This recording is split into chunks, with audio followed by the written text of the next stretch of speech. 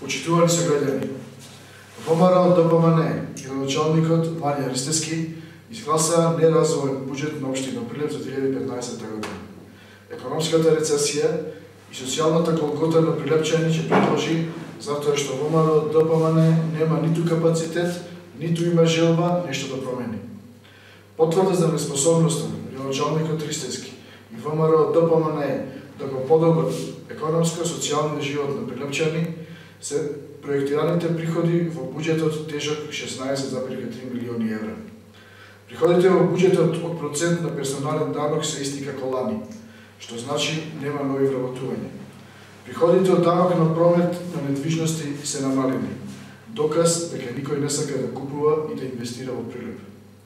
Приходите од комунали се исто така намалени, значи никој не гради во Прилеп, а власта воведува нови поскапувања на комуналиите за стамбено домување. Намалени се приходите од продажба на земјиште. Се што беше атрактивно земјиште, парцела, локација, власта веќе ја распродаде.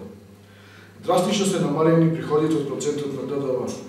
Ова е доказ дека нема никакво позитивно поместување на животниот стандард во Прилеп, дека е намалена потрошувачката, дека чаршијата осиромашува заедно со граѓаните. Се тоа укажува дека Прилеп и понатаму ќе биде најсиромашен град во Македонија со најголем број на невработени лица. Од друга страна, предвидените трошоци или расходи во буџетот го изнесува на виделите домаќинското работење на Ристевски и расфрлањето со народните пари. Во услови на рекордна сиромаштија, ВМРО, ДПМН и Ристевски планираат да потрошат 9 милиони денари за споменици и 7 милиони денари за возила. Во буџетот за 2015 година власта не предвиде средства за нова детска градинка, неопходна за граѓаните на Прилеп. Училиштето во Сточен пазар власта го намали за 3 пати од планираното, односно ќе гради ново само со 3 училници. Дополнително се кратат средства за улици, за водоводни мрежи, за помош на социјалните случаи, а за спорт и за спортски објекти нема ништо. Драги сограѓани, ова година беше тешка. Власта не сака да им помогне на тутунарите, на работниците на Еврокомпозит, ги уценува вработените од тутунски комбинат, не сака да им помогне на земјоделците, на социјалните случаи на граѓаните. Индустријските зони во Алинци, Прилеп 1 и 2 се празни, нема инвестиции, ниту странски, ниту домашни.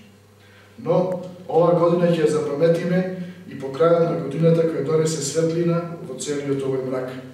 Разбудената општествена свест е вистинскиот патоказ за граѓаните на Република Македонија. Ве повикуваме да продолжиме по тој пат и да се избориме за подобро утре. Ви посакувам добро здравје, радост и среќа во новата 2015 година. Благодарам.